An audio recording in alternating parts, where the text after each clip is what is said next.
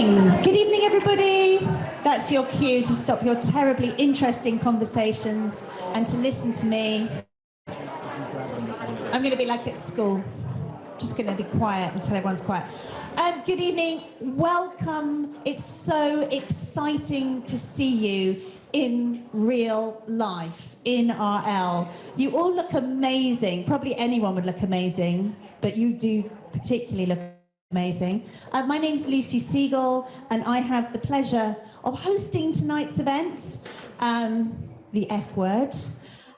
This is, as you know, part of 8 tremendous days organised by the formidable Tamara, Gillan and team.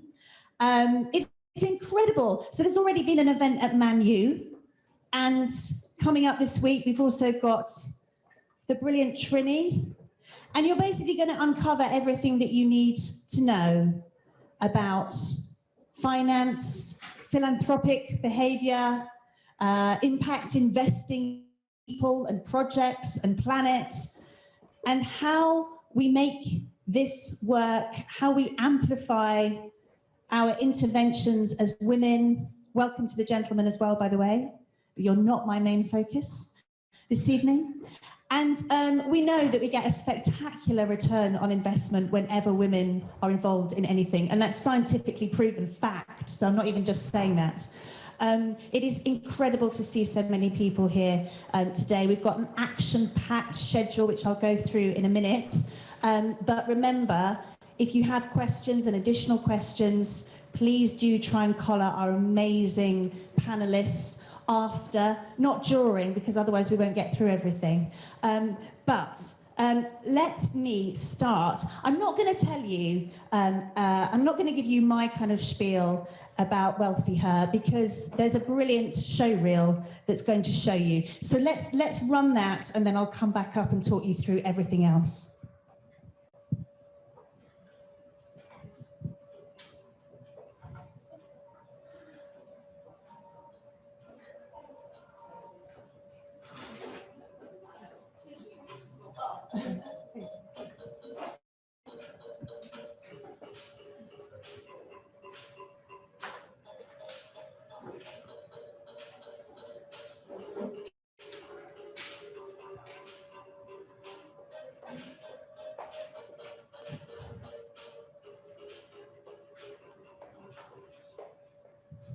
Okay, so that gives you a little bit of an idea. I'm very, very proud to be involved in this evening. Here's our agenda for this evening. We are going to hear from a variety of brilliant women, many of whom, as I've just been talking to some of them, have offspring who are doing brilliant things up in Glasgow at COP26, you, Manda. And I know lots of us have got friends and relatives working in the climate space. I work in on climate and nature. I'm a journalist and a reporter. So I've just come back from Glasgow, and I've got some sort of random slides that I'm going to show you. This is me with an iceberg. So I just wanted to say a quick word about work that women are doing at the UN climate negotiations. And this iceberg was brought along to Glasgow, to the banks of the Clyde, by Professor Gail Whiteman, who runs the Arctic Base Camp. And Arctic Base Camp is a collection of Arctic scientists who gather together at the world's biggest events, so Davos, for example, and they can't afford the hotels at Davos, so they camp in -18 just outside the perimeter. And they basically collar world leaders as they walk past, and they bring them into the tent, and they make them listen to the truth about how fast the ice is melting and what that means for everyone else, because what happens in the Arctic does not stay in the Arctic, and it has profound ramifications for the global temperature, which is obviously what COP26 is essentially all about. So Gail wanted to make an impression so badly that she brought an iceberg to Glasgow. And this is it after 2 days. It is melting a little bit faster than the melt in Greenland, but in Greenland, the ice is melting at about 17 million of these bottles, so one of these bottles, 17 million of those per second. And that is the kind of truth about what's happening. So there's a lot of women in Glasgow right now who are hammering home the truth about the climate emergency. I went up with my friend Ellie Goulding, who is the singer holding up the world on the end there. And I really like that image because I feel like a lot of women are holding up the world. And we know that women are disproportionately affected by the impacts of climate change, that women in vulnerable, what we call climate vulnerable regions, are on the front line of climate disaster. They are back of the queue when it comes to receiving mitigation and adaptation money. And we know that actually they've also seemed to be back of the queue in some of the negotiating tents, and even the UK team, I'm afraid, is rather, senior UK team is rather light on women. Have we got any more around? So this is a sort of little collage of what I've been up to in the last few days. But one of the best things that I did was to leave the Blue Zone and go on the climate march, which was amazing and so full of energy and so full of confident and assertive demands for commitment. So I'm sure we'll all be following the action this week, but I would urge you not to take your foot off the gas. That's actually an inappropriate metaphor because we need to keep fossil fuels in the ground. So we'll just pretend that I didn't say that. What's a better way of saying, you know what I mean, but keep pressuring. Pedaling, thank you. You a cyclist? Becky's a cyclist. Keep pedaling. No, but it needs to be even more than that, and banging a drum at the same time, because we cannot let them renege on commitments, and it has to be more than blah, blah, blah. Quiz. Which woman said that? Greta. Yes, yes. So that's a little bit about what's been happening at COP. And this is Ellie, who read the closing statement or gave the closing address at the Nature Plenary on Saturday, when she read out messages from her fans and from Indigenous women on the front line of climate activism through Global Witness, who we support, who were not represented in the Blue Zone. So I just wanted to share with you that we have been trying to get messages into the Blue Zone from those who weren't invited. So that's a little bit about what I've been doing. I hope tonight and beyond that we can find strategies and ways of amplifying women's voices in not just in climate negotiations, but also in biodiversity, in land use, in all of the things that are going to affect our collective future. And I think we could have a really good discussion going forwards about how we increase finance and investment to women-specific projects all over the world, because I believe that that's really, really important thing to find those mechanisms. So that's me. And I'm going to start now. We're going to start speaking and hearing from some of our amazing panelists and guests tonight. Now, our first speaker, I know, would want to be here so badly, and I can almost feel her spirit here in the Conduit, because she does spend a lot of time here. And we're going to hear from Xiao Sutherland, who is probably one of my favourite people. Tonight's about being active. Oh wait, sorry, I haven't finished yet. I wanted to give her a big build-up because she'll find out if I haven't, and she'll be very cross with me. Okay, so Xiao, tonight's about being active and how we put all our energy into action. Well, Xiao is one of both an active person and a very energetic person. She is a serial entrepreneur and she's a co-founder of A Plastic Planet. Now, Plastic Planet has a single goal: to ignite and inspire the world to turn off the plastic tap. They bring a fresh, pro-business, solutions-focused approach to our environmental crises.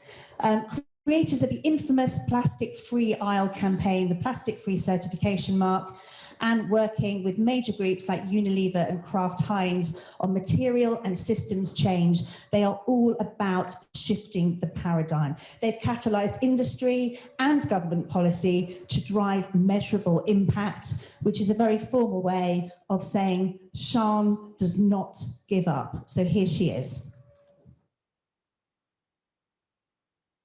Good evening, everybody.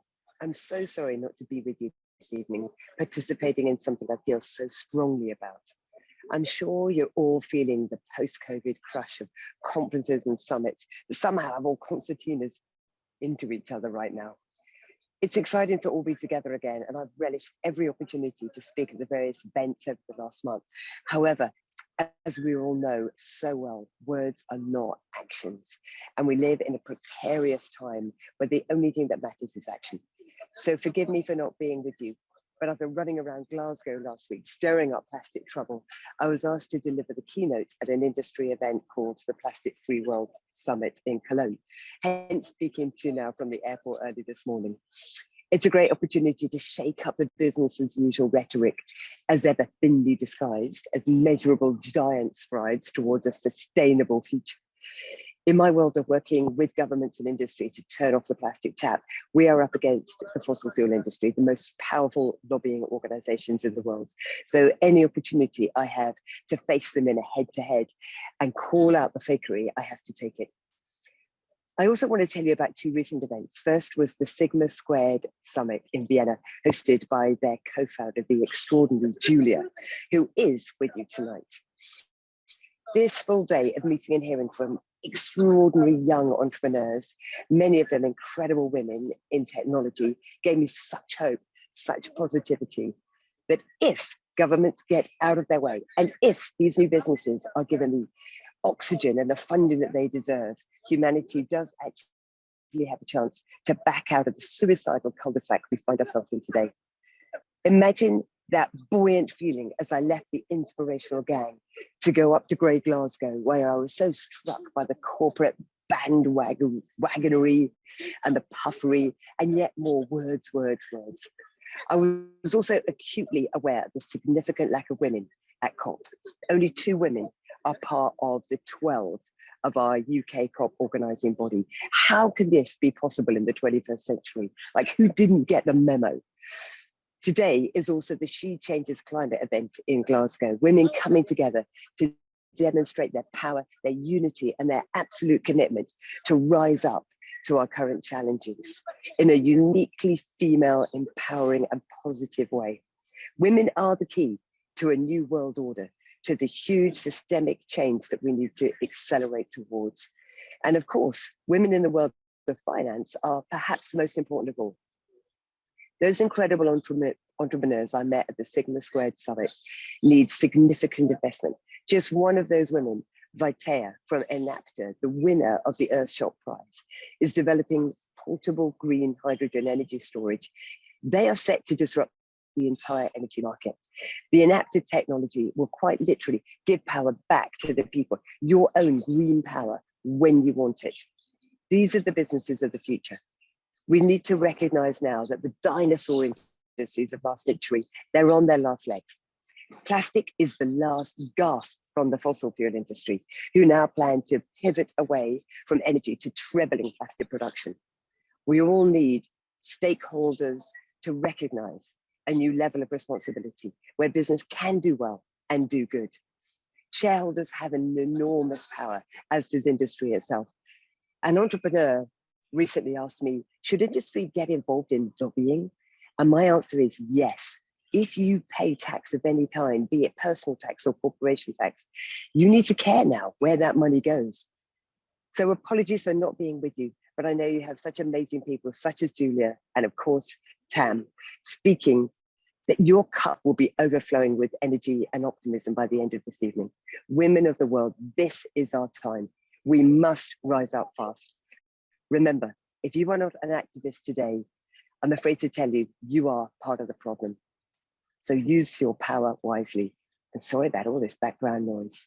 Have a great evening.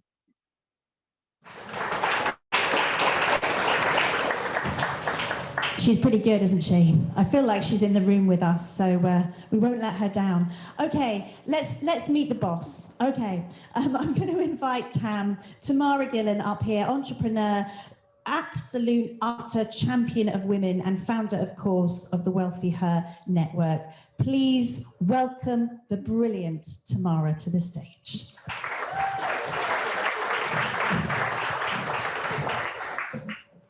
Thank you to the fabulous Lucy. It is no surprise that today is Gender Day at COP26. We are very lucky to be here, and like Lucy has said, like Sian has said, we believe in this room the men and the women, that we have the power to drive the change. I'll tell you a little bit more about some of the numbers with regards to women, but I think now is our moment of inflection. We have a moment to act. And the thing and Sian gave me advice. She said, go where the money goes. If you look at your pension, huge pensions, if you look at where impact investing, 51 trillion was put into impact investment funds last year, and 89% of women want to impact invest, they want to build businesses that are sustainable and responsible. So we have an opportunity if we can arm them and equip them, and that's what today's about. Thank you all for coming and giving us your time. Also, women, great things happen when great women work together. I said, I need someone amazing to host this. And she said, you need Lucy. I'm going to connect you to Lucy. I said, I need someone who's challenging the way that we empower entrepreneurs and the way that we invest. She's like, Sian, that is, you need the amazing Julia. And I think that the connections and the power between us is our possibilities. As I have no idea what Karina would have gone, like the lovely Rena would have gone on to behind me. But why did we start? We started because we wanted to transform female financial futures. We took the two sides of that. We said we want to understand women, we want to arm and equip them, and we'll tell you why and some of the statistics in a minute, with knowledge, confidence to engage financially, because they have the power to fix some of the solutions that and I know that there are entrepreneurs in the room doing that. We also work with amazing, amazing partners, whether that's our amazing financial partners, and you're going to hear from the wonderful Sophie from HSBC. But actually more than that, we also said, let's bring the finance industry together. Let's bring the professional services industry together, because you have huge power. And if we can work together to enable our collective power, we can really do something special. And as I said, I think the moment is now. We don't have time. We've got to get on with it, and we've got to do it very, very differently. And we're going to talk about these amazing speakers are going to tell you some of the ways that women are the solution and the role that we can all play in that. Women are powerful. I love this stat. 32% of the world's wealth is in the hands of women. In the next 3 years in the UK, 60% of the world's of wealth will be in the hands of women. Inherited wealth, interestingly, we have 10% of inherited wealth goes to women. Women are living longer than men. Women who inherit money are much more likely to be impact investors and philanthropists, which is a really interesting fact, as are entrepreneurs. 33% of businesses globally are owned by women, and in the UK.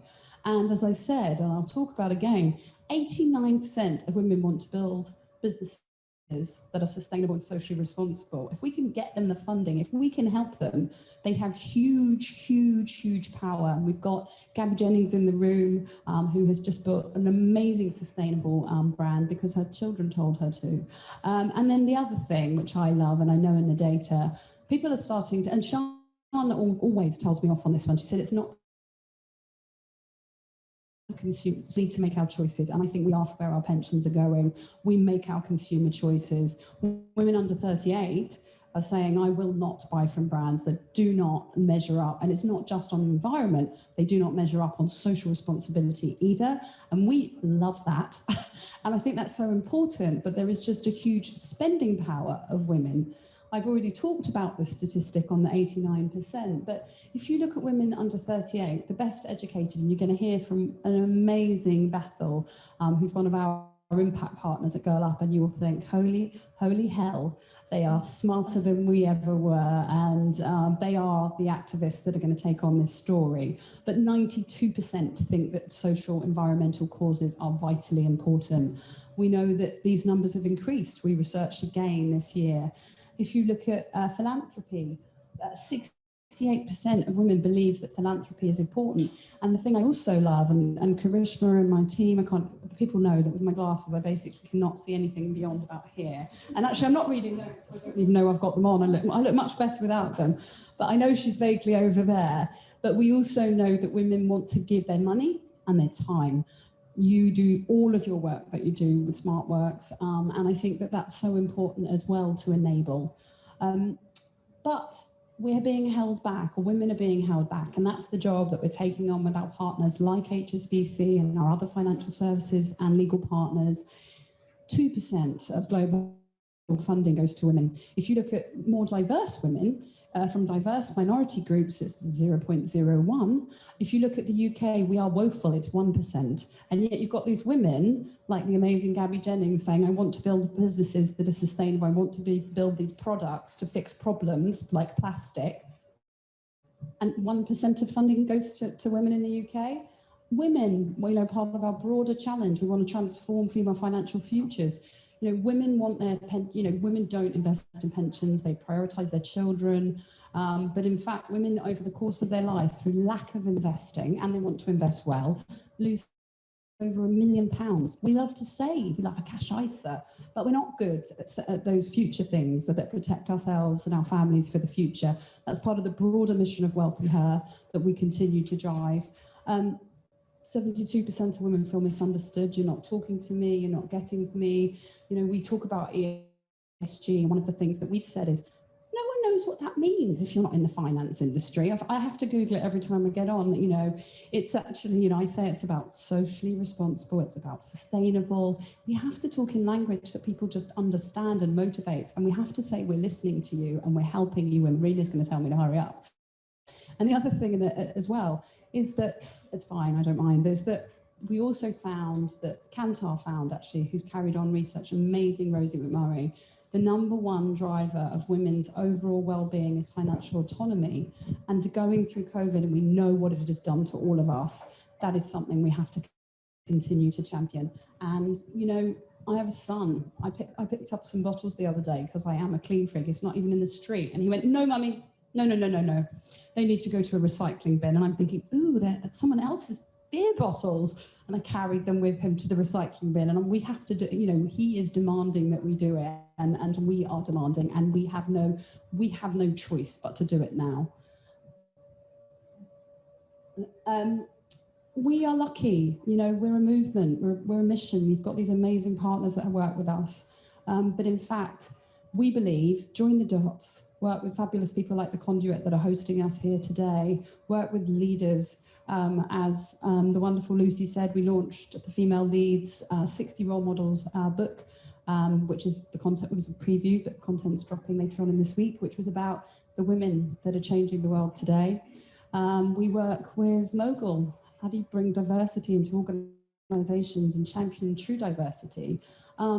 The United Nations Foundation and Girl Up, and I won't mention all because she's going to hurry us on, but that lovely lady who loves me, but I'm much less interesting than the amazing women that are to follow. But that just lets us spread our message further, and we need to continue to do that. And I think we also need to use the media, which we are so lucky to have Lucy here, and partners like Telegraph that publish what we write, because we need to hold ourselves accountable to action. And it's something I love about the Conduit. They invite all of us upstairs afterwards to say, what are we going to do? And so every event that we've been at, we've said, what are our actions? And at Manchester United, there was an amazing conversation last night where we're creating a mentor program for young footballers, young female footballers. So this is about action, and we want to capture yours on your cards, and that's really, really important. And also, no one came out of this. We give back. We say at WealthiHer, nothing that we do. We don't charge for our events. We don't charge for a full digital access. We take this content into universities and schools. And all we say is, please donate, so that we can donate it directly 100% to charities or charitable foundations like Girl Up, and you're going to hear from Bethel. You all have cards. And moving on, my love, and I will get the hell off. And tonight wouldn't be possible without, as I said, the amazing HSBC Private Banking. I think they are huge global leaders in this space, and you're going to hear more about the work that they do in this space, both from impact investing and also from philanthropy. Tidal impact, A Plastic Planet, amazing. Rosa, I haven't even spoken about Kath. And again, another amazing woman said, you need to meet Kath. She's doing this just amazing work that she's going to tell us about on the front line of the streets in the UK, helping women. The Hunger Project, again, who we're going to hear from. And that is it, I believe, from me. I think I've already said all of this. I think you've got your cards. If we don't know you, we can never speak to you again. So please tell us who you are. If you've got an action, tell us and we will make it happen. If you want to be captured on camera telling that action, that will hold us even more accountable. And if you're happy, we'll share some of your actions that we're accountable to in the media. And I say thank you very much, and I hand back to my fabulous host. Oh, you're so kind. Thank you, Tamara. That was amazing. Thank you. So many brilliant points there. I'd just like to pick up on one of them. Tamara's talking about sustainability, also including social sustainability. It's a fundamental part of sustainability. Nothing should be done without thinking about the social aspect.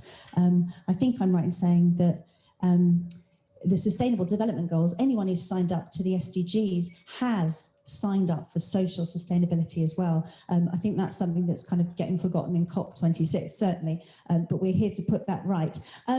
Would we like to meet our next guest? This is very exciting. We've heard a little bit about her already. I'm going to introduce her formally, then she's going to come up, and then we're going to talk a little bit about her project. So Julia Xiao is an entrepreneur, a community builder who is passionate about innovation, meaningful relationships, and impact. She is, as we've heard, the co-founder of Tidal Impact, an impact management and investment firm that supports companies and initiatives driven by social and environmental performance. She's also an executive board member of the Sigma Squared Society, a global community of some of the world's most ambitious founders in their early 20s that's present in just over 30 countries. Please welcome to the stage Julia Xiao from Tidal Impact.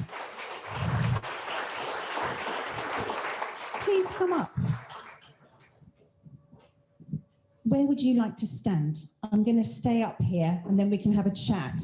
Great. I think I'm just going to stand over here because then I can see the slides as well. So amazing. I think I'm starting with a bit of an introduction. Exactly. And then we're going to have a conversation. Thank you. Amazing.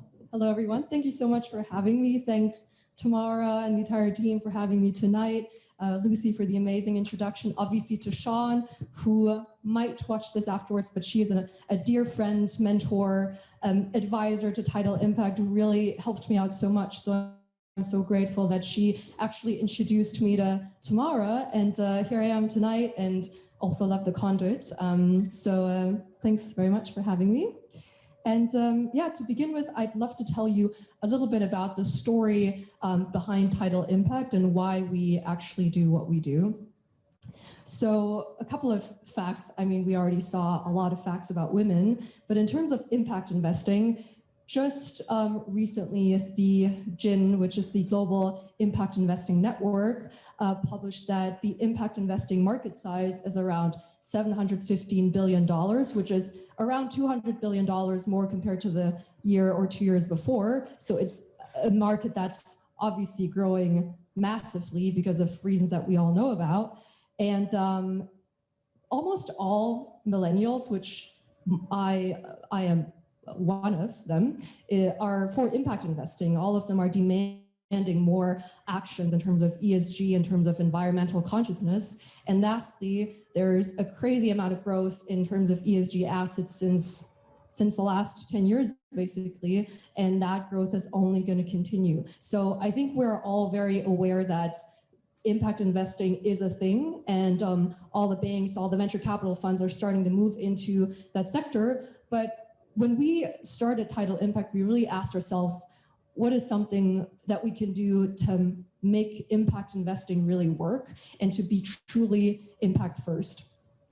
So that's the very first question that we asked ourselves. The second question we asked is how we can measure the success of companies, not only in terms of their financial performance, but also in terms of their environmental performance and social performance. Because impact measurement in itself is still a very fragmented field. And so we really thought, everybody talks about impact investing, but what does that actually mean? You can say a company is sustainable, but how do you actually prove, or how do you quantify that impact to be able to say that company actually made a tangible impact?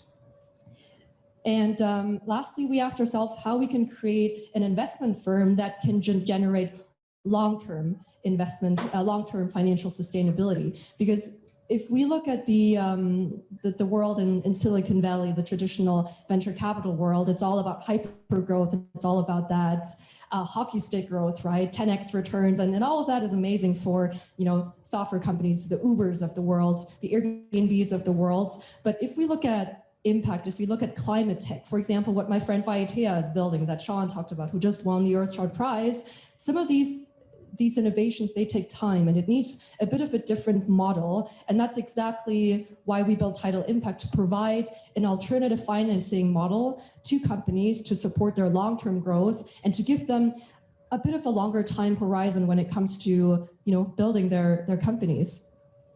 And so that's essentially who we are. So we classify ourselves not as a traditional venture capital fund, but as an impact investment and management firm that catalyzes solutions to the world's biggest systemic challenges in various fields and various industries.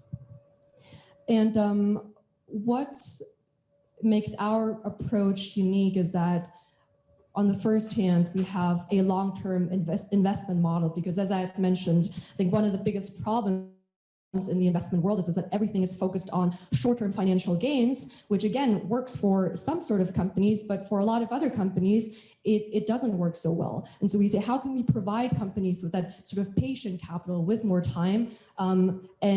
Because we also believe that impact and financial gains, they shouldn't be mutually exclusive. You should have both of them on the same page. In fact, actually, if you want to build a profitable company in the future, the company actually needs to be sustainable. Otherwise, it will not be financially viable anymore. And that's exactly what we believe in. We have to set the ground for that today. Also, we believe in dynamic impact measurement, because today, a lot of the impact measurement practices are static. Companies produce an impact report on a yearly basis, but then it's important to continue to measure that impact, to compare that impact, the performance to, you know, a couple years ago to how it is projected from now and a couple years from now. And so we put a lot of importance on how we can measure, quantify, track that. And all of that, by the way, wouldn't be possible without my amazing co-founders who can actually not be in this room tonight, but Mo and Dima, who are both in the States and in Canada, who have worked in the field of venture capital for over 10 years and in this field of sustainability for over 10 years. And so we really look at impact measurement in a very intentional way and really have developed our own framework and methodologies to basically track and project the impact of companies in a more sophisticated way. And the last thing is we believe in an approach that is all about collaboration. We know we can't do it all alone. There's so much capital in the world, and there are so many different people that are working in this field, and so we need to work together. And I think that's also talking about female leadership. I think that's something that women like to do, right? Women are a little bit more collaborative compared to competitive.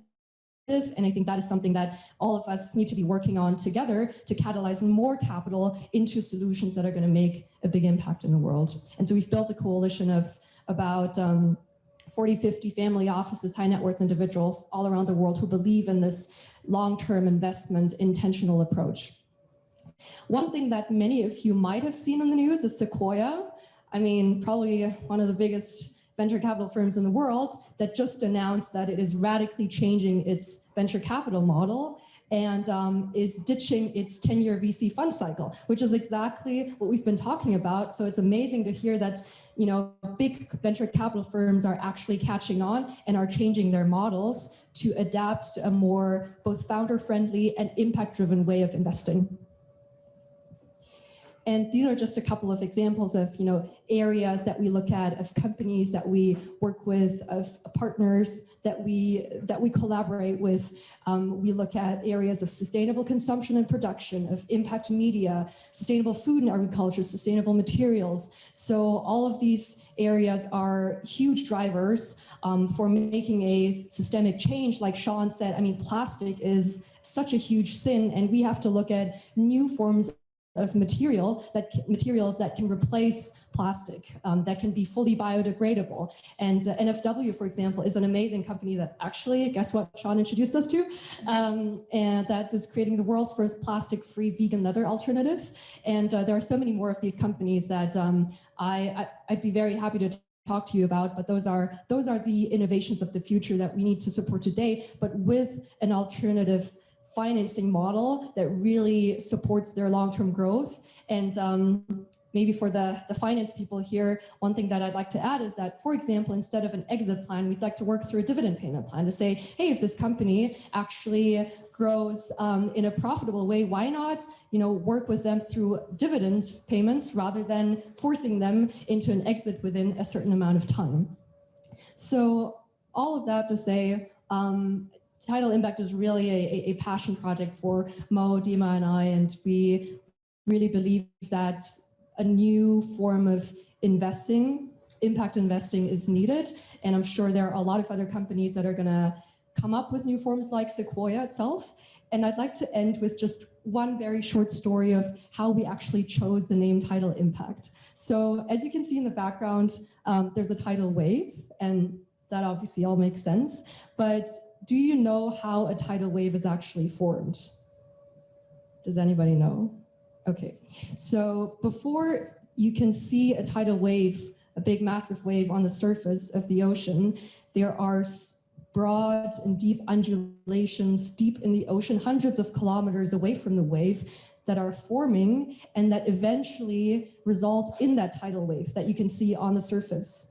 And we believe that these little undulations in the ocean, which are called groundswells, that these are like us, that we are, the ones that start a movement that eventually results in a tidal wave that, creates this massive, or is an analogy for this big impact in this impact investing world that we want to create. So I encourage all of you to be like a groundswell and to be part of this movement, and together we can all be multiple groundswells and create a big tidal wave together. So thank you all. Thank you. Julia, take a seat. Thank you. That was amazing and quite poetic at the end as well. I do like people who can also be poetic. I think that's important. You meet my co-founder Mo, he's a poet. So. Okay. That was brilliant. You gave us so much information. I just wanted to ask you a couple of questions just to maybe unwrap a little bit about what you told us already. So here you are, building this groundswell to this tidal impact and this huge change. But all around you see an ecosystem of investments and finance. What does that look like to you? What does the business as usual part of your industry look like to you? Does it just look laden with risk and out of step? What does it look like? I think it depends on the area, the geography even. So I feel like Europe is generally a little bit more values driven. So I think the ESG movement in Europe has caught on quite well. I think it's definitely still early days. So for us, we often see ourselves, or we're often asked by investors, how is your, how will your model work? How are you going to make a profit? How are you going to make returns? How am I going to make my return if I'm an investor? So I feel like it's still very early, and a lot of investors, they kind of want to move into impact investing, but they're still driven by the fundamentally, profit maximization model that used to be the case. I hope that answered the question a little bit. So it's a little bit mixed, to be honest. So do you think they will at some point there will come a time when they'll be asking themselves, what's going to happen if I don't change, rather than can this be a replica of what I have already? Will that push the shift, because the risk of not changing will be so great? I think so, especially with new regulations coming in. So also a lot of LPs today are demanding more ESG performances. So investors, they, like corporations, I think, are starting to feel more pressure around showcasing impact in their portfolio. But I think there's a spectrum. So there's dabbling on the surface, and there's going very deep into really creating long-term impact. But I think there's definitely going to be pressure on investors to move into impact.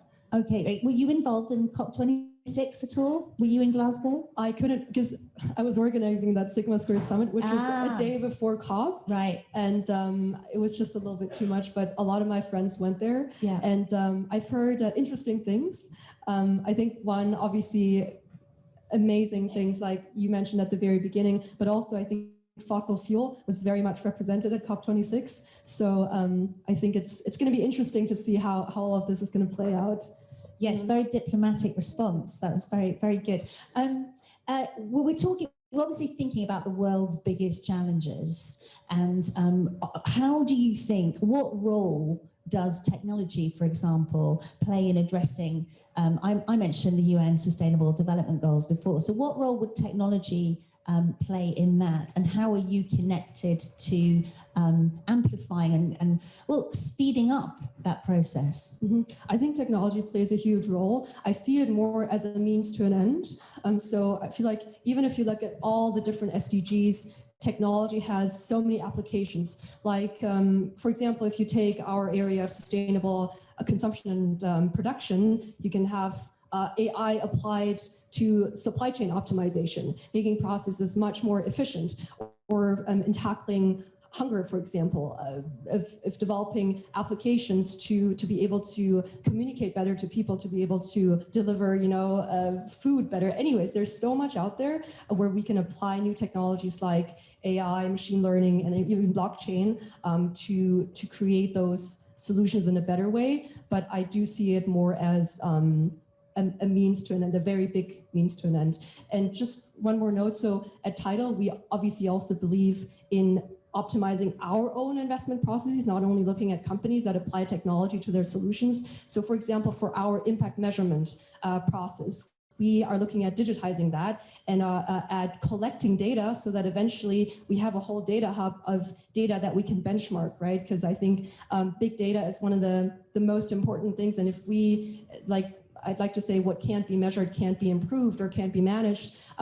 We have to use technology to analyze and collect all that data. Yeah, that was on one of your slides as well. And standardization and transparency are vital to what you're doing, aren't they? And presumably that will help with that. Totally, because actually right now there are over 150 different impact measurement frameworks in the world, which is a lot. And it's very confusing because a lot of investors, they say, I'm moving into impact investing. I want to create my own proprietary impact framework. But we say that actually doesn't make sense. We don't even have our completely own, from scratch built impact framework, because we have to use what's out there and we have to be able to standardize across the industry so that we can compare. So we'd rather encourage people to use existing frameworks and just customize them. Like we use the IMP, for example, which probably a lot of people know about. And then we use different metrics like IRIS Plus, SASB metrics to then plug into this framework. So again, it's all about, like you say, transparency and rather sticking to what works than coming up with a 160th framework in the world. Oh, absolutely. Yeah, we've got 149 too many, so we don't want any more. Okay. I think, Tamara, you don't know that framework, but maybe you do. No, I don't.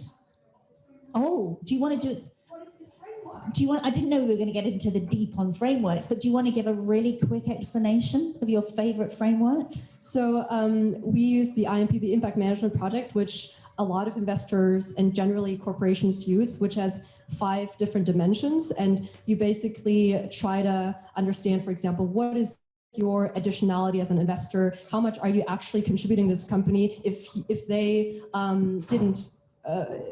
didn't have you as an investor, would you actually have made such a difference if you came in? Or for example, what are the key metrics, key KPIs that this company is actually focusing on, and how are these going to develop? What are the, also in terms of the theory of change, which is something that every impact-driven company, every investor needs to have their own kind of logic model of what the activities are that then lead to certain outcomes, outputs, and then long-term change. So I don't want to get too technical here, but it's basically understanding what you do, how that feeds into the activities that the outputs, the outcomes, and then how that then creates a long-term change in that the company or you as an investor would like to see.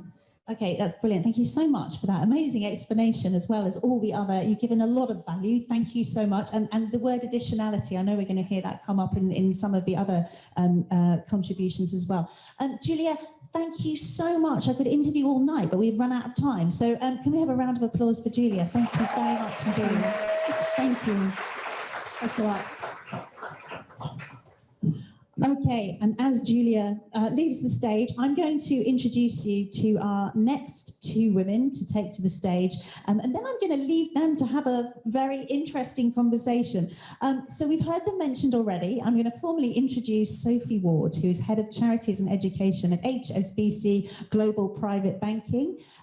Please come up, take a seat, and I'll read out some more embarrassing things about how brilliant you are. So Sophie runs the Charities and Education team at HSBC Private Banking. She works with charitable organisations on the investments, including how to weave sustainable and ethical requirements into their portfolio. And she's really also known for driving voluntary engagement between local organisations and HSB employees across the UK. It's so good to have you with us. Thank you very much.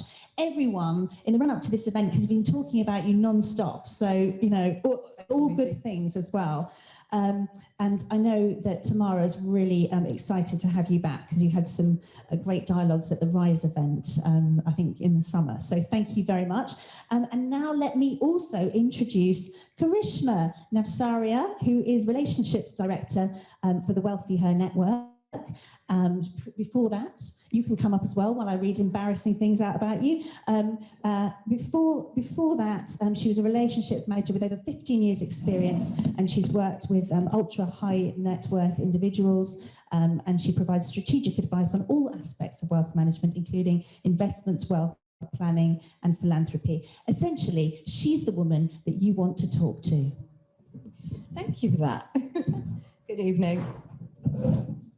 Hi, Sophie. Hello.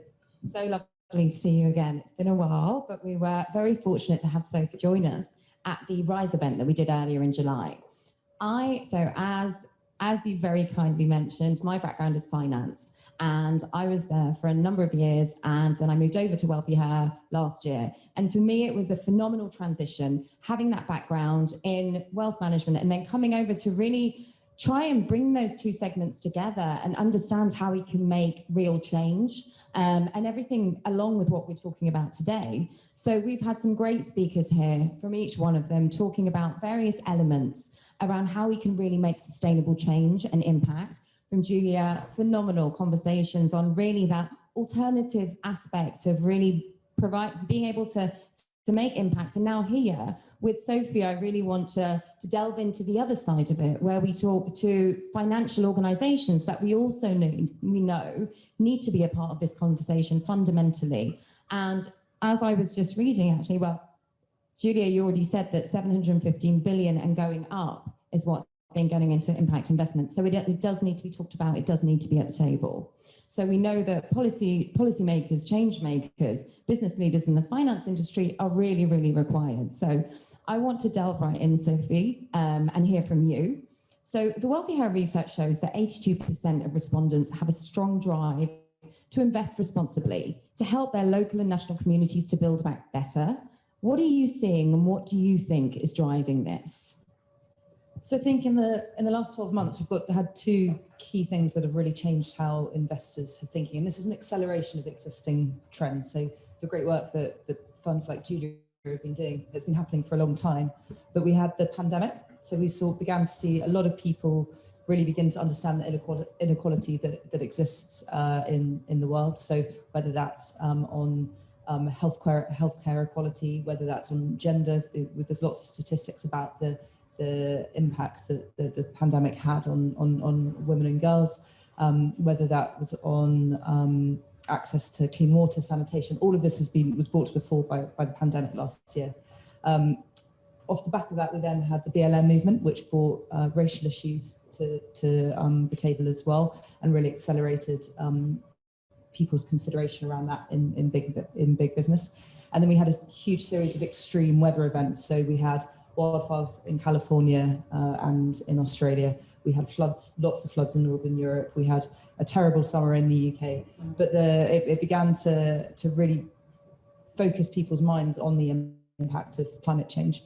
And so all of this together has made investors, both individuals, so both people in this room, and institutional investors, and we've seen that a lot in our research with institutional investors, begun to think about actually what is my place in the world, what can I do to help change that, and actually money is the way that a lot of that can happen. And so that's why we've seen these huge shifts that we've seen on the screen so far today, about why sustainable investment and discussions such as this are happening so much more frequently. And now that there is that share of voice out there, it's imperative that we do carry on those conversations. And now I know that HSBC has done, and a long-standing partner of ours, HSBC has done a lot of work in this space as a group. So I know that you've already established sustainable offerings, range of green bonds, and also on the young support side with females as well, young entrepreneurs with the HSBC Women's Forum. So having those very holistic, sustainable conversations and actioning those as well. So as a global bank, you're in a unique position to have that global perspective on the issues that we're discussing here today. You've talked a little bit around how COVID-19 has impacted the way people want to invest, but can you go into a little bit more detail around those societal issues? Yeah, so I could sit here all day about that, but I know only have a few minutes. I think it's the climate change, as we can see, has been a huge topic in the last 18 months. But one of the things that I think has really changed is the focus on the social issues as well. So as I said, we had the BLM movement last summer, particularly in the US. And as a result, diversity inclusion has really expanded from just looking at gender diversity, which we all know very important, and companies which have gender diverse boards have evidence is performing better. But we're seeing that now with a focus on other underrepresented communities as well. And things like, you see lots of stats now in the US, 38% of top US firms in the last 12 months alone have added a board member from an underrepresented community. Would that have happened without BLM last year? Very, very unlikely. So we're seeing lots of, that would fall under the governance part of the environmental, social, or ESG stats that we see. So, but linked to the social side. We're seeing a lot of focus on healthcare and healthcare accessibility. 88% of the vaccine has originally gone to G20 countries. How do we make sure that if we want a sustainable future together, that kind of inequality doesn't persist in the future? And we can see this when you're investing into healthcare firms. Which healthcare firms are looking at fair and transparent drug pricing, not just repricing twice a year? How do they actually make sure that they're being equitable with how they're looking at drugs? So as that is another example of social aspects. And so between all of this, we begin to see a lot of investors really wanting to focus on that social side. We've got things like COP26 covering climate change, whereas all these social issues have such a personal resonance, and people have felt that a lot in the last 18 months, that we're beginning to see. That's why a lot of individuals are interested in it. And for big businesses, actually, they need to focus on that, because they realize that's how they're going to survive in the future, because a large company has to balance all its different stakeholders. They can no longer just focus on the shareholder. They've got to look after their communities, they've got to look after their employees, they've got to look after their customers. And otherwise they will begin to lose value, they'll begin to lose their customers. And we saw this as an example with Boohoo last summer. $1 billion was wiped off its share price in a week, because we saw I think it was £3.50 that the Leicester garment workers were being paid. So these kinds of risks are financial risks, as well as ones of, I want to be doing good in the world. And so all of this together means that those social factors are just as important as those environmental and the governance side. So it is clear that businesses and financial organisations are understanding actually the benefit and the value in really listening to a lot of what their investors now and in the future really want. And we're seeing Tamara mentioned that our statistics show that people are thinking much more, women think much more along the lines of their investments being more socially and environmentally responsible.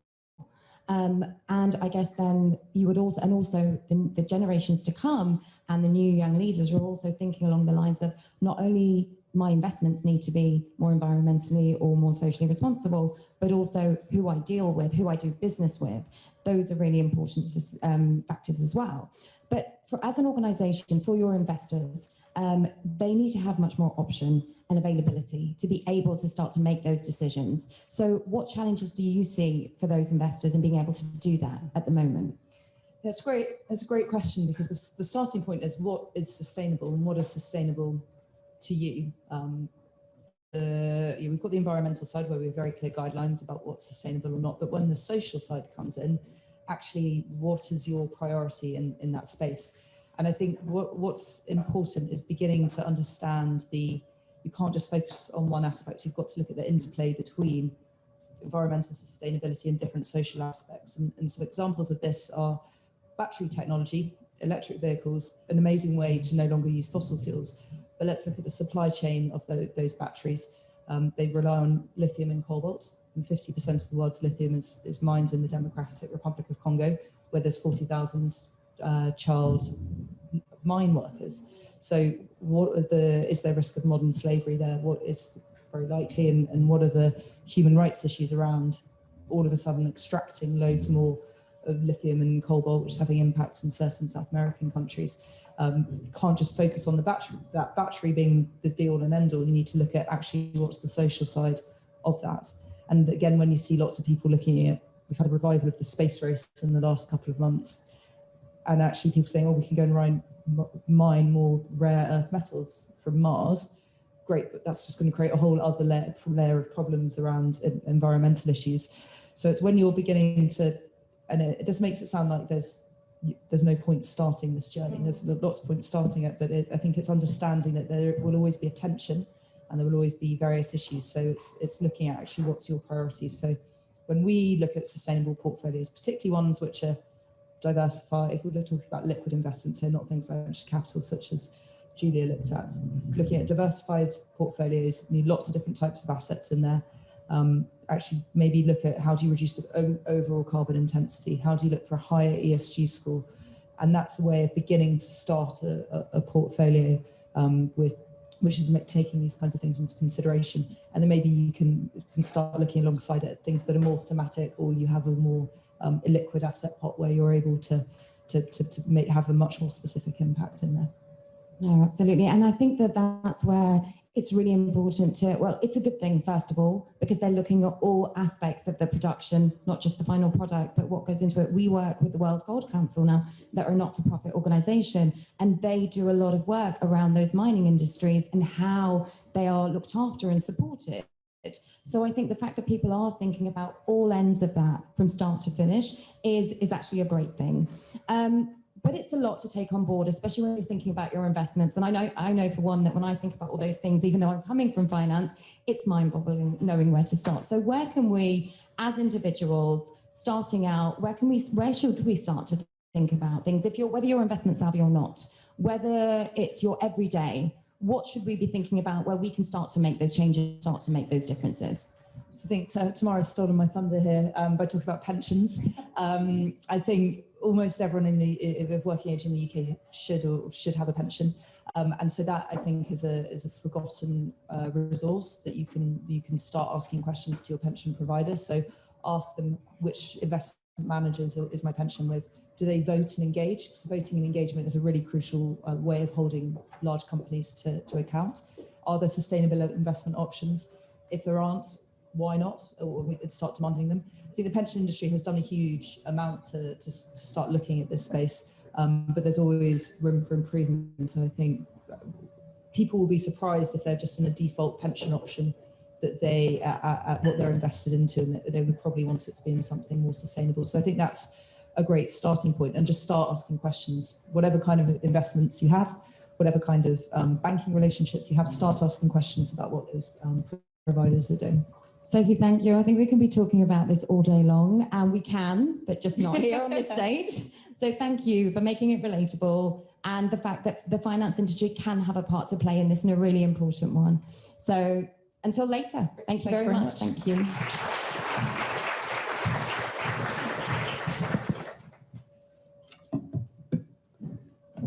So I'm going to bring another amazing woman, and it's a very funny world. And actually, I have to say, Sophie, thank you, because I loved how human and direct, and just I was like, I understand everything you're saying, and I think, you know, thank you for saying I'm sorry for stealing your thunder on pensions. I didn't realise, but I think the connectivity is also really interesting. Before I introduce this pretty spectacular woman, I'm going to tell another story.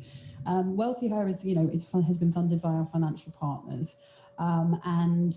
We have recently said we want people that we're probably using Julia's model, actually, and actually I think in their hearts and their minds they possibly were, and we brought on some amazing investors. And actually Sian introduced me to Julia, and she was the first person who I showed the hideous investment deck, and she's like, I love it, I get it, go, believe. And I don't know if Manda will let me, and will forgive me for this, but there's another lady in this room and I can't see her because I can't see anything, Joy Burnford, and she introduced me to Manda and said, you need to meet the wonderful Manda, and her, also can't see him, her fabulous husband, Kanesh Lakhani. And we have recently built an advisory board who have invested in WealthiHer, and the Lakhanis have done, and we've said we don't want your money. We do, because we need to carry on the mission, but we want your advice. And I feel really privileged to have Manda's, and I'm going to talk about her, but also Kanesh having a long, you know, when he would know about those models, long-standing career in the finance industry, and we need that advice. And our chair was in Manchester. She is based in Manchester, was with us, so we broke her. She couldn't be here with us today. But those investors that said, I want to make a difference with my investment, are making it possible for us to do what we do, and I thank them. So I would like to welcome this formidable, fabulous woman, Manda Lakhani, to the stage, who I have loved since the first moment I spoke to her.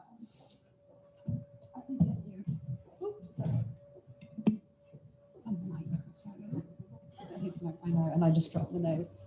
Another very interesting thing. So, Manda and Kanesh I think have been major philanthropic donors and supporters of the Hunger Project.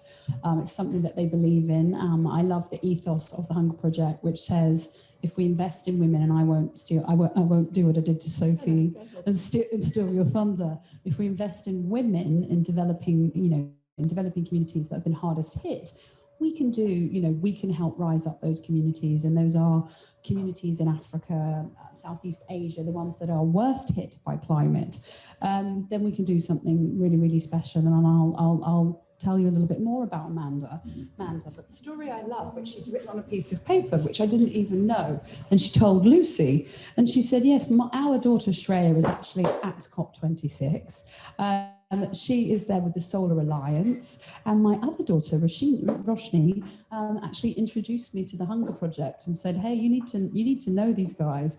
And when we were in, and look, lucky them, lucky the Hunger Project, having not only your sort of philanthropic support, but stepping in as CEO and leading just this amazing mission. And when we were in Manchester yesterday, the COO of Manchester United, Colette Roche, said, yeah, we did this really, what we did is we actually turned up, we helped with food for kids. And actually that was my daughter's idea, and we stole it. So I think listening, and you're going to hear that from Bethel, to these younger generations is really important. So I thank you for your, and I love the connections from Joy to your daughters, to your wonderful husband, I will say hello to. I think I've said, I'm going to ask Manda to tell you a little bit more about the Hunger Project, but I think they've reached nearly 16 million people in 15,000 communities worldwide.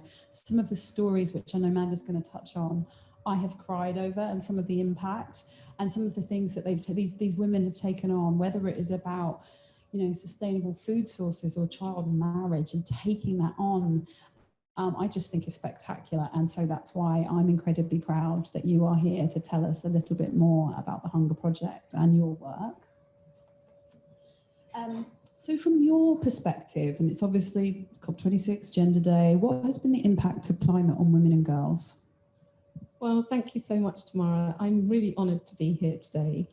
Really appreciate you putting this whole thing together and for having me join you. There's so much to talk about, but in terms of climate change, we all have had impacted, we've seen the effects of climate change, but it's the majority of people in the world who are facing hunger and poverty that are going to be the hardest hit and the greatest hit in the world. There's 75% of the world's poor are actually facing dire consequences of climate change. And most of them are in rural regions of the world where they are reliant on agriculture and related industries to earn their livelihood. And all the climate disasters are going to impact them or have impacted them already the greatest. For example, drought can have a devastating effect on all these areas, whether it's livestock, agricultural production, all those different areas. And I think it's really important to remember that, because we all feel climate change impact in our lives, but there's a whole other world out there. And I think from the Hunger Project's point of view, we do empower girls and women. That's one of our primary strategies. And building resilience to climate change is really critical, and it's at the heart of the work we do across the 13 countries we work in. That's across Southeast Asia, it's across the 9 countries in Africa, and we also work in Latin America. I always get emotional when I listen to Amanda. Amanda, what is the, why, and I love what you say. You also say it's investing. That is exactly what it is. Why do you think it's important to talk about it and think about it from a grassroots perspective? And why do you think it's more powerful, perhaps, than top-down philanthropic approaches? So I think generally the top-down aid-driven charity models are really not long-lasting, sustainable impact on the people in need. There is a place for it, absolutely, but we believe that to get a sustainable solution to ending hunger and poverty, we need to flip the whole model on its head, and we need to think about empowering people to, with both education and tools, to actually end their own hunger. And that's the premise that we use, and we've used that for 40 years. The vast majority of the world's poor are women, and 2/3 of the world's illiterate population are women. And the majority of the children that don't go to school are actually girls. So all those factors really impact the fact that we need grassroots strategies and a new way of looking at a long-term sustainable end to hunger and poverty. And how have you seen it impact communities, stories of that in action? So there's a lot of different studies that have already shown, I think some of your studies have shown, that if you can support and empower women in the world, they will actually have a really positive impact on their society and the communities that they are in. So families will get better healthcare, more children will go to school, we'll get better agricultural yields, and will increase income as well. And I think all those things are really important. I could go on and on with stories. We have a huge number of YouTube videos, so if anyone wants to watch them, they are tearjerkers, I have to say. I quite many of them. And they're short and sweet, so if you've got 5 minutes, they're between 4 to 8 minutes each. But I'll give you an example. We are really keen on community leadership. One of our mainstays is community-led development. And the strategies we use in that is through vision, commitment, action workshops that we run throughout different areas of the world. One particularly moving story is about a young girl called Laiju in Bangladesh. You know this story, and I'll try and make it very short and sweet. We teach these women to feel empowered and to make a difference, and we teach them how to step up out of their comfort zones and start doing stuff within their communities. And this wonderful girl called Laiju, who was actually divorced, put together a self-help group in her community of many, many villages. We've got 26 women together, and a dear friend of mine who used to be CEO of the Hunger Project Australia actually has met Laiju. So the story is through her.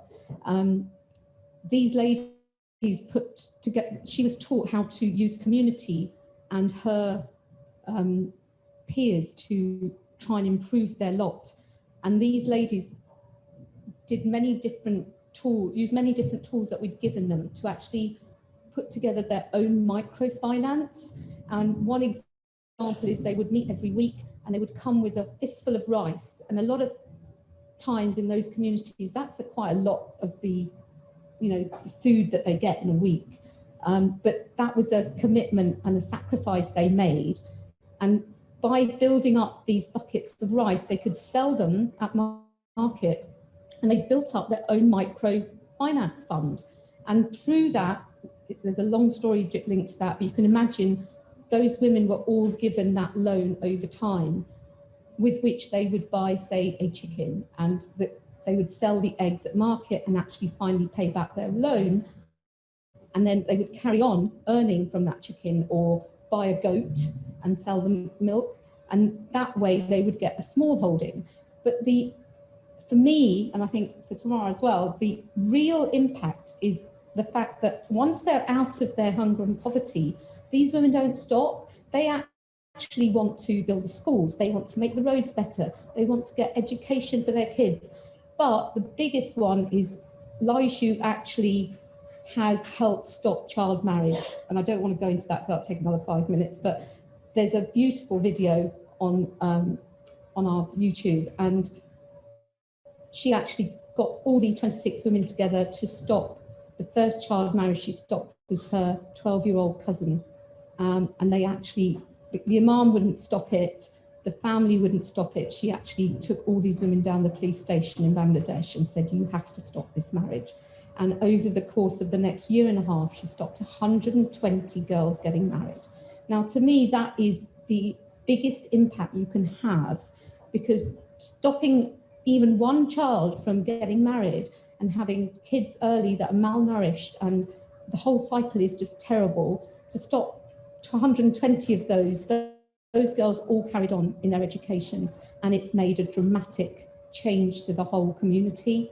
So that's just one example. And it is an amazing story. It is an amazing story. And I think, as Julia said, if you don't measure it, and I believe it, if you don't measure it and you have done some amazing things that you do track, 41% decrease in hunger.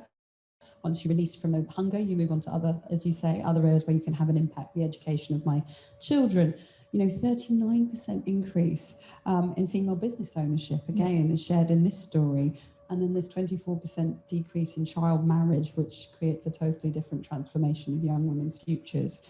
Can you talk about just a little bit more about how that links to the SDGs we've heard talked about, climate change in general? Yeah, I've actually written down a whole load of stuff, so I'm going to have to read some of this out because I'll get it wrong otherwise. But the thing is, hunger is linked to a nexus of different areas. And I think you've all started to understand how we can make a much greater and broader impact than just hunger. But what we've learned is to be able to solve all these different areas of the SDGs, we have to do it in a sustainable and workable fashion. And I just wanted to highlight some of the outcomes we've had as the Hunger Project in the 13 countries we work in. So I'll just go through about 5 or 6 of the SDGs. We actually impact about 12 of the SDGs, which is a pretty large number. But I'll give you some examples. So SDG 1 is no poverty. We've actually, in 2020 alone, we've actually trained over 50,000 people in income generation skills workshops across our countries that we work in.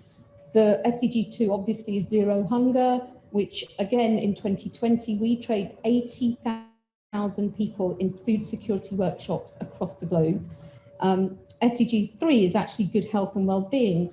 And we've now got 54 self-reliant epicenters in the whole of Africa. That's huge. I won't go into what that means, but there's a lot of details on our website. And within those self-reliant epicenters, they've actually shown a 36% increase in the understanding, knowledge, and the details that people have been taught about HIV and AIDS. Number 4 is actually quality of education. And since 2015, we've had over 27,000 people have graduated from our adult literacy classes across our work in Africa. There's a fantastic couple of videos on some of the women there A couple of them are in their 60s and 70s, and it's really, really moving. And SDG 5, which is close to my heart, is gender equality. We've trained 192,000 women in India to step up to being village councillors and basically making a difference. We've taught them how to be self-confident and taught them how to have a role in politics in their regions. And the final one I've written down was clean water and sanitation, which is number 6. We've actually had 10,000 toilets built over Africa since 2015. I could go on and on. One thing about the one with the finance is in 2020, we've actually had over 60,000 people use our financial services models across Africa because SDG 6 is decent work and economic growth. And over 70% of that 60,000 were women, which is fantastic. Which is amazing and breaks the norms. I have to say we are running out of time, and I too could listen, and I think you have achieved some amazing things.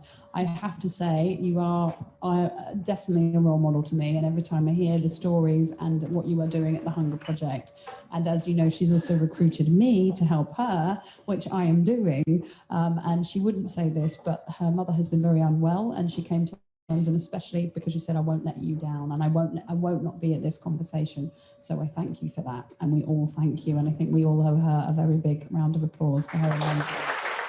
I'm handing back to our fabulous host. Thank you.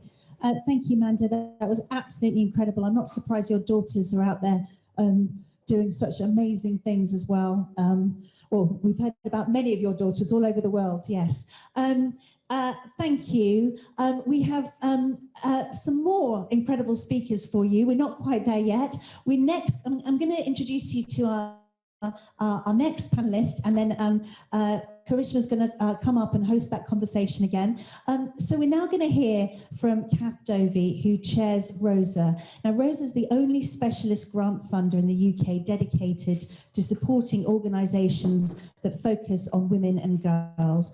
ROSA raises and distributes money to tackle identified needs and advance women in our society. Kath is also a co-founder of the Beacon Collaborative, a UK-wide collective impact movement aimed at encouraging more and better giving and social investment through peer influence, public awareness, research and measurement, there's that word again, professional advice and political engagement. Kath is also a trustee of Philanthropy Impact. So please welcome Kath to the stage, and let's have Karishma up here as well. And then I think after you've had a chat, we're going to invite you back up as well. So I'm going to let you get on with it. Please welcome Kath. Thank you, Lucy.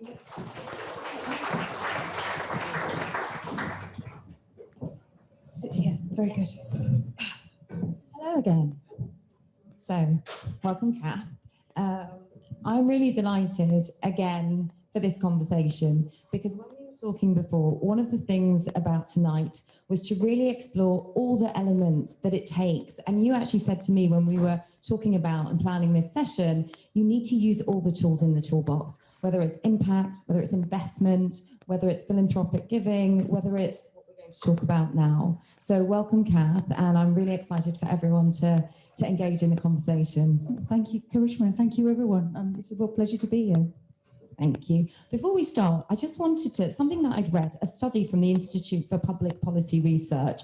It was a think tank, and it found that grassroots community projects often set up with the primary aim of reducing poverty and improving people's day-to-day lives, while also reducing emissions and restoring nature. Luke Murphy, the lead author of the report, said, under the radar, there are already flourishing and transformative community initiatives to pool resources and create shared low-carbon energy, housing, natural assets. These groups have shown that they can increase community wealth and create thriving places while addressing the climate crisis. So wide-reaching in terms of its benefit. So I want to talk to you today as chair of ROSA. So ROSA, we know, is the grant-making charity that funds grassroots women and girls projects, working to make the UK a fairer, safer place for women and girls.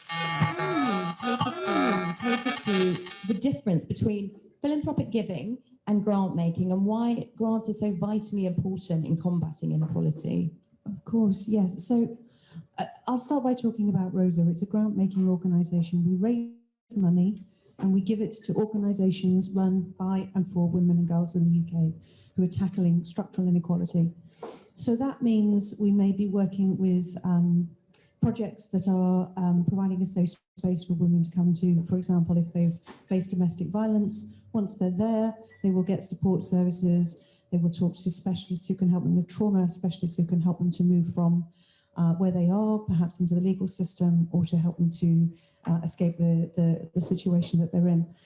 That's just one strand of what we do. We work across domestic violence, we work across employment rights, we work across pregnancy discrimination, we work across safety and health. Every year, we think we are reaching about 20,000 women. We're giving away about £2 million a year. So it's a very broad portfolio. Coming back to your question, what's the difference between philanthropic giving and grant making? I think as a grant maker, you are acknowledging that you're part of the system that you're trying to change. There are really big challenges, whether we're talking about climate change, whether we're talking about inequality for women and girls. These are huge structural problems, and we cannot impact invest our way out of everything.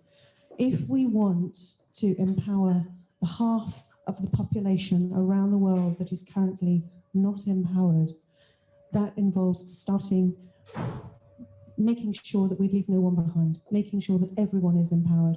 And there are certain things that you can invest in for impact, and there are some situations where you have to acknowledge that funding is required in the form of grants, in the form of giving, in the form of philanthropy, to make that initial change that empowers a person to move from where they are in a difficult situation to where they may be in an empowered situation. Wonderful to hear the examples from you, Manda. I think we have huge amounts in common.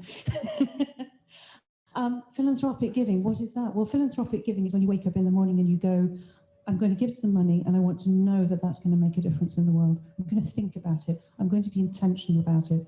We all set up direct debits in our 20s to our favourite charities. By the time we hit our 30s, we've probably forgotten why we did that.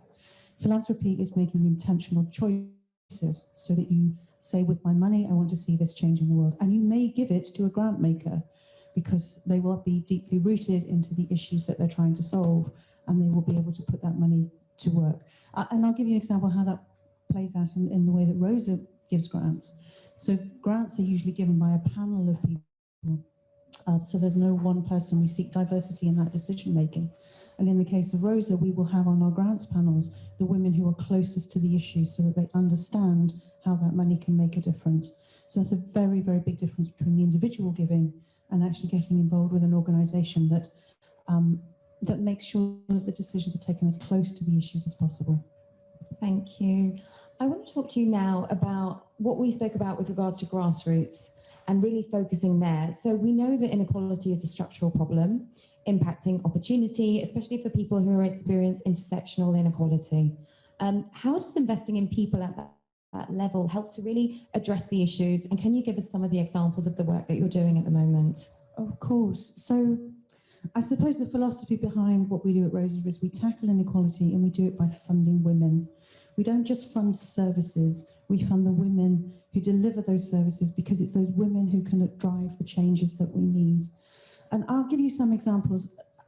For example, the Sharan project is a project that we fund across the UK that works with women who have been subject to honour-based violence or other sort of culturally harmful practices. And the Sharan project provides a place where they can come and undertake workshops and talk to a support worker. And what we're aiming to do is to move them out of the context that they're in and forward into financial empowerment. That's just one example. Or we have the Happy Baby Community, brilliant project supporting refugee and asylum-seeking women in the UK who come here with small children or who've come here pregnant. And what it does is it helps them to transfer the qualifications that they had in their home country so that they're relevant in the UK, enabling those women to get work and enabling them to support the family, the young children and the families that they've brought here as well. We have many examples. As I say, I've got Rebecca here today, who's our executive director, and I'm going to get this number wrong. But I'll just give you an example of our latest fund. We had 665 applications from different organisations. With the money available, which I think was about £1 million, we were able to fund 65.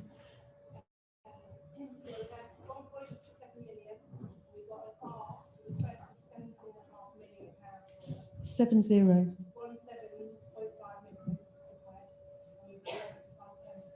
Only 10%. There's a lot of work still to be done. Yes. And this work we're doing right across the UK. So we work Scotland, Northern Ireland, Wales, and England. So many, many projects working in communities across the UK. One of the things I want to touch upon is, so at WealthiHer, we talk about transforming female financial futures. And Tamara spoke about a start of ours where we were talking about how we see financial education is key, because financial education leads to financial autonomy, and financial autonomy will build self-esteem. And it's a clear driver of success, happiness, and overall social responsibility, and being able to broaden that out. So I want to talk to you about some of the grants that you're giving to support financial resilience. How does helping women find routes out of poverty and securing their financial future help our society as a whole? And I'm sure you'll put it much more eloquently than I did. I mean, Manda's already kind of enunciated the theory of change. You know, what you want to do is you provide an environment where people can move out of a context where there may be trauma or damage. You provide them with the skills and the tools that will enable them to take that next step, and then you support them and you continue to support them. You know, we talk a lot about community-based services as being a place where people can come, and they may come for, we were just talking about an IT training program that we run. You know, the women who come there ostensibly come for IT training so that they can move forward with their own economic empowerment. But often what we find is that they've got intersecting challenges. And in that little community of people who've been trained in IT, you know, there may be 10 women in that course, and we will realise, you know, after maybe 3 or 4 weeks, someone hasn't turned up. Well, they're now in a network of 10 women who care and who will go around and will knock on the door and make sure that that person is okay and that they come back. So these issues all intersect. But what you try to do is provide the interventions at the right time that can move people from safety through health and well-being, through economic empowerment, and ultimately what we're seeking here is social justice. And they're ultimately, and we spoke about this, that there are certain things that can't be used via investment, that can't be solved via investment, and actually this is the option that is available to cover those, whether there are moral implications or other. Absolutely. I'm often asked, how does philanthropy align with other forms of funding? You know, we have government funding, we all pay our taxes, of course. You know, we could do more with more tax. You know, that's one form of funding, but let's remember, when the government spends money on public services, it is doing it at scale, and it is doing it to meet the needs of the majority, and there will always be people who fall between the cracks. We need civil society to be there to pick them up, to advocate for them, to advocate for the change with government so that we can make sure they're effectively supported. And as part of that, a contribution, a philanthropic contribution to civil society organisations is saying we are also part of that solution. We are also aligning our capital with change, with transformative change. So the donations don't have to be huge, but it's that act of saying, I want to commit to the change, to the transformation in a difficult issue, on a difficult subject. And it allows us all to work in partnership, government, civil society, individuals, and I'll include corporates within there, because many of the motivations are the same. Absolutely. And it comes back around to that collaborative action and making sure that we've got everybody around the table, everybody talking. And talking of voices, we can clearly see that generations to come, current generations and generations to come, have got a very strong voice in the investments and philanthropic space. I would like to ask Sophie to come back, because I've just got a couple of questions for you both on that.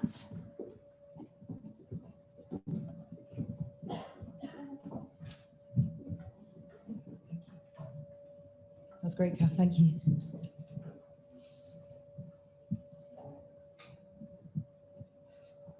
So, to you both. The next generation of change makers and leaders, such as our audience here today, are very committed to tackling some of the world's biggest challenges. However, in many circumstances, there seems to be, and we were talking about that previously, there seems to be some divergence in comparison. So, for example, with the younger generations, the newer generations, they view their philanthropic efforts more as reparations, whereas with older generations, it's more a sense of giving back. How do we, if I asked Kath first, how do we navigate those differences? Well, I think, Sophie, actually, you really touched on this brilliantly before. I'm going to go just back to 2008. If we look at how much change has been sustained in society since 2008, the financial crisis, you know, we were in the middle of COP26. We've been through COVID. We have seen seismic shifts in the last 10 or 11 years in the way our society views many things. Before 2008, it was perfectly normal for people to make huge amounts of money out of oil and gas. And what happens if those fortunes then get passed down to the next generation who are living now, who are developing their values and their thinking on societal change now? And there's the potential for huge tension between the generations, where we see older philanthropists taking on a responsibility to give back to the institutions and organizations that supported them, whether that's educational or in the community. What we're seeing in the younger generation is a real desire to fix previous problems. And I think from an intergenerational point of view, there's the potential for huge tension there. So I think it is really important, particularly I can see a large number of young people in the audience here, to try to engage with the older generation and try to explain to them the position and the values that you're coming from, because your parents and grandparents may have the money now, but at some point you need to find a way to mediate so that money is used for collective societal good going forward. And that's a conversation that needs to happen within families, possibly with the support of wealth managers, but in a way that is sensitive and caring and understanding, because philanthropy is a huge source of good in communities. It can bring families together, but it can also blow them apart. So I think it's one message, you know, for all of you here who are either inheritors or earning money in a different way from your parents' generation, is just to think about what that shift in the way that you want to give money and give back, what that looks like when compared to your parents' and grandparents' generations. Thank you, Kath. Sophie, do you have anything that you'd like to add to that one? I think one of the big differences we see is people, certainly people of younger generations, wanting to make a difference now, not donating on death or perhaps retiring, and then I'm going to start doing charity work. It's how do I make an impact now? How do I make an impact through everything that I do, whether that's investment, philanthropy, work, my consumer spending. And so how do we actually begin to discuss that with families sensitively? And that's the key. I just think of certain discussions in my wider family with certain family members where it gets to a point you don't want to discuss it anymore because it gets so painful with some of the arguments that happen. So trying to create a way for families to discuss things, but in a way that still actually forces and drives change. So I know Lucy was saying at COP26, a lot of the youth march, which to her was the most inspiring part, most people there were not invited into the main negotiations and discussions. So how do we make sure that younger people are properly engaged and listened to? And I think ways that families can begin to do that is starting those discussions from a very young age. Something we always say to families that we work with, and this can be used whether you talk about £10 or £1 million, is sit down as a family, particularly with young, maybe children from the age of about 10. Say, as a family, we're going to donate £20, and we want to hear what causes you want to give to and why, and then that starts creating a discussion point around the value of that money. And parents are often very surprised by the things their children, particularly teenagers, value and want to support, because it may be completely different causes than the parents have historically wanted to do. And you probably see probably in the US particularly, you saw lots of money going to university endowments and cultural institutions, and whereas younger generations probably want to help people, and societal causes a little bit more. So sitting down and having that conversation as a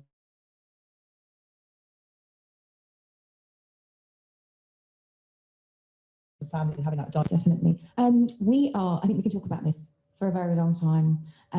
We are going to move on. So I'm going to ask you a final question, which is, what can we do as individuals, as business owners, and as investors? What can we do to take that journey today and to start? Well, I think a lot of it's been talked about today. I mean, there is a whole spectrum of capital that we can deploy to see and effect change in the world. And I think we have to start thinking intentionally about how we want to do that, whether that's engaging with financial advisors around investing for, on ESG criteria, whether it's holding them to account for how they invest that money, whether it's thinking about the change that we can effect through philanthropic giving and grant making. But making those choices and recognizing that they're connected, that there are things that you can invest in financially and there are things that you can invest in socially. And if there's a change that you want to make in the world, consider the whole toolkit and make sure that you don't leave any part of that out. Brilliant, thank you, Kat. I don't think I have much to add other than start that journey, be intentional, and start thinking about how you can use your resources. It won't be perfect and you might get it wrong at the beginning, but you need to make that first step. Take that first step. Thank you both again for a great session. Thank you all. You can continue the conversations after this. I'm going to hand over to Tam, who's going to introduce the phenomenal Bethel. Thank you. I could not introduce the fabulous Bethel for very many reasons. She is 19 years old. She is an activist. She is a Girl Up ambassador. She's bringing schoolgirls together across London in the London Coalition. She's working with the United Nations on human trafficking. She also changed her A-level examination so she could be here tonight. She wrote for special request to do it earlier today, and she did not say, I will not come, because we said we need your voice, because we need to hear what you have to say. And I think Kath said it, Sophie said it already, so you take a seat, my dear. Here is my microphone.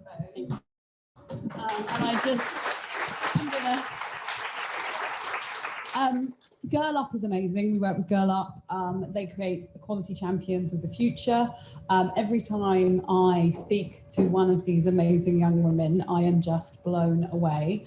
I have thrown Bethel onto, come on BBC, the BBC want to hear. I'm really fortunate to be going on there. Would you join me? And I've taken CEOs on there. And Bethel just nails it.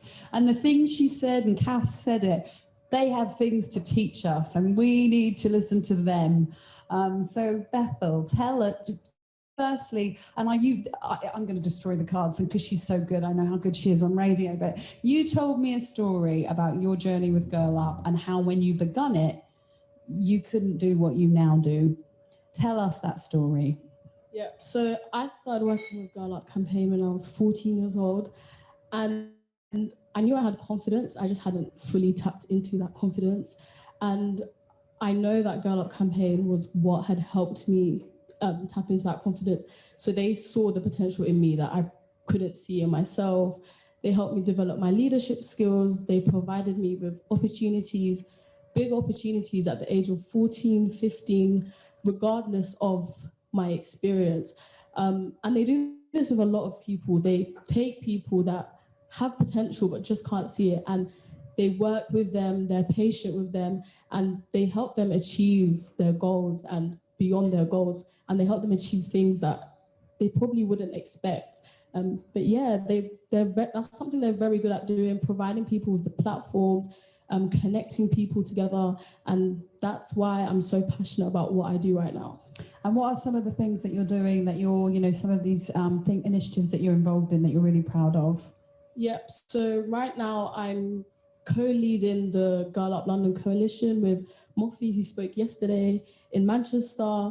We have a goal to start a Girl Up club in every single secondary school in London. And in these Girl Up clubs, we give girls resources, and from then on, they kind of do what they want with it.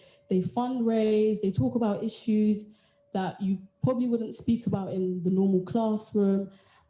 There's so many issues that are going on in the world that we're not taught in the regular classroom. So we provide these safe spaces for these girls to be able to talk about these issues. And I think also one of the things that you've both been involved in is reverse mentoring. And actually, Moffy, we actually launched, Edwin has done, and we'll talk about role models and the importance of role models to you. And actually, Moffy said to me, oh, can I bring a guest? I said, oh, sure. And I thought it'll be another girl up. And she's like, CEO of Kantar, and it's the head of diversity and inclusion at Bloomberg. And I was like, wow. And she said, yes, I think reverse mentoring, and actually she said the thing that has surprised me is actually what they believe they're learning from us, and they're really keenly listening. And I think that, the woman, Melissa Kilby, who leads Girl Up, has said there is a rising force of this intelligence and this amazingness. But why are role models important to you? I think role models are important to me because a lot of the time, we're stuck. We don't know what we want to do, or we might know what we want to do, but we don't know where to go. And it just takes that one person to say something or do something for you to figure out, oh, this is what I want to do. And I speak from personal experience.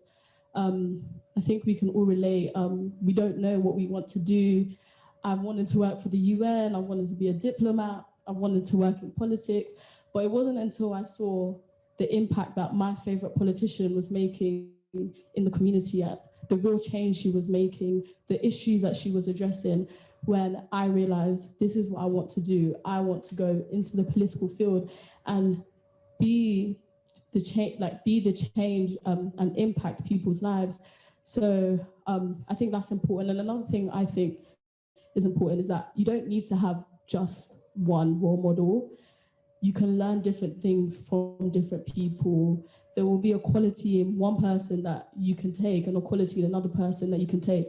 And you can combine all those qualities into your life and and they can impact your life.